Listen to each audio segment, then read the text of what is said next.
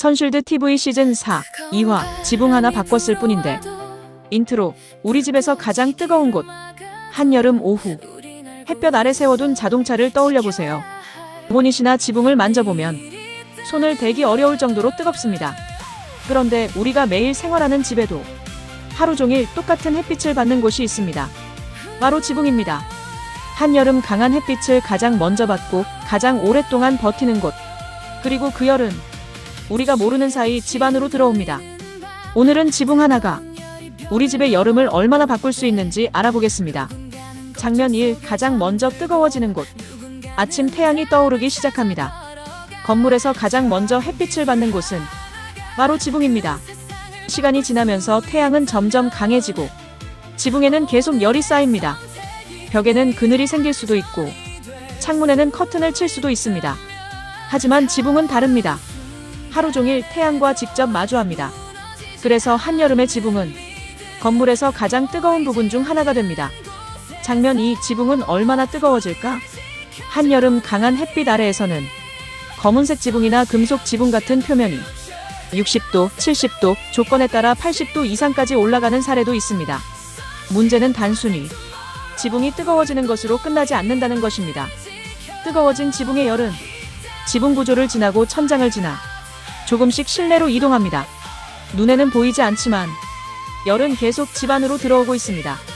장면 3. 해가 졌는데 왜 집은 계속 더울까? 저녁이 되었습니다. 태양도 사라졌습니다. 그런데 이상합니다. 밖은 조금씩 시원해지는데 집 안은 여전히 덥습니다. 왜 그럴까요? 낮 동안 지붕과 건물에 저장된 열이 밤에도 계속 실내로 전달되기 때문입니다. 낮에 받은 열을 건물이 천천히 다시 내보내는 것입니다. 그래서 에어컨을 끄면 실내가 금방 다시 더워지기도 합니다. 여름밤의 더위에는 낮 동안 지붕에 쌓인 열도 영향을 줍니다.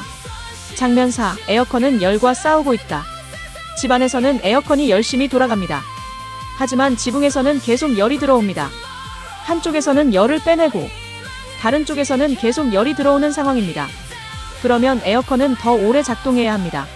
냉방 부담이 커지고 전기 사용량도 늘어날 수 있습니다. 그래서 폭염시대의 냉방은 에어컨만의 문제가 아닙니다. 열이 들어온 다음 식히는 것과 애초에 들어오는 열을 줄이는 것. 어느 쪽이 더 효율적일까요? 장면 5. 열을 막는 지붕. 그래서 등장한 것이 지붕의 차열 기술입니다. 원리는 생각보다 간단합니다. 태양에너지를 더 많이 흡수하는 대신 일부를 반사하거나 표면에서 흡수되는 열을 줄이는 것입니다. 지붕이 받아들이는 열이 줄어들면 건물 내부로 전달되는 열 역시 줄어들 가능성이 있습니다. 폭염과 싸우는 방법을 실내가 아니라 지붕에서부터 시작하는 것입니다. 장면 6. 같은 집, 같은 햇빛, 다른 지붕. 완전히 똑같은 집 두 채가 있다고 생각해 보겠습니다. 크기도 같습니다. 방향도 같습니다. 햇빛을 받는 시간도 같습니다. 다른 것은 단 하나 지붕입니다. 한쪽은 일반 지붕, 다른 한쪽은 차열 성능을 고려한 지붕입니다.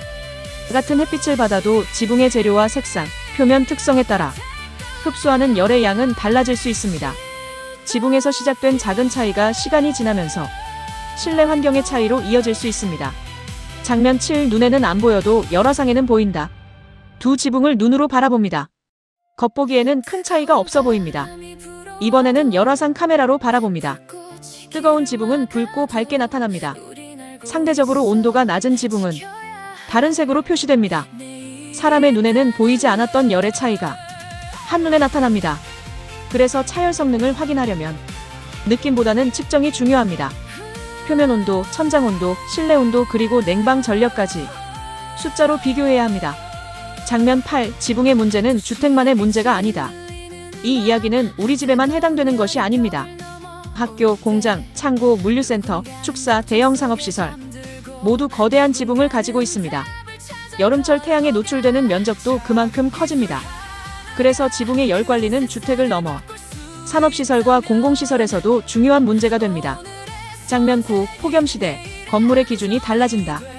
우리의 여름은 변하고 있습니다. 폭염은 더 강해지고 더 오랫동안 이어지는 날도 있습니다. 이제 건물은 비와 바람만 막으면 되는 공간이 아닙니다. 외부의 열을 어떻게 관리할 것인가? 냉방에 필요한 에너지를 어떻게 줄일 것인가? 사람이 더 쾌적하게 생활하면서도 에너지를 효율적으로 사용하는 건물을 어떻게 만들 것인가? 폭염시대에는 이것도 건물의 중요한 성능이 됩니다. 장면 10. 새 집을 지을 필요는 없다. 그렇다면 기존 건물은 어떻게 해야 할까요? 모든 지붕을 철거하고 새로 만들 필요는 없습니다. 기존 건물도 지붕의 상태와 재료, 노후 정도를 확인한 뒤 상황에 맞는 보수와 리모델링을 통해 열 환경을 개선할 수 있습니다. 중요한 것은 무조건 바꾸는 것이 아닙니다.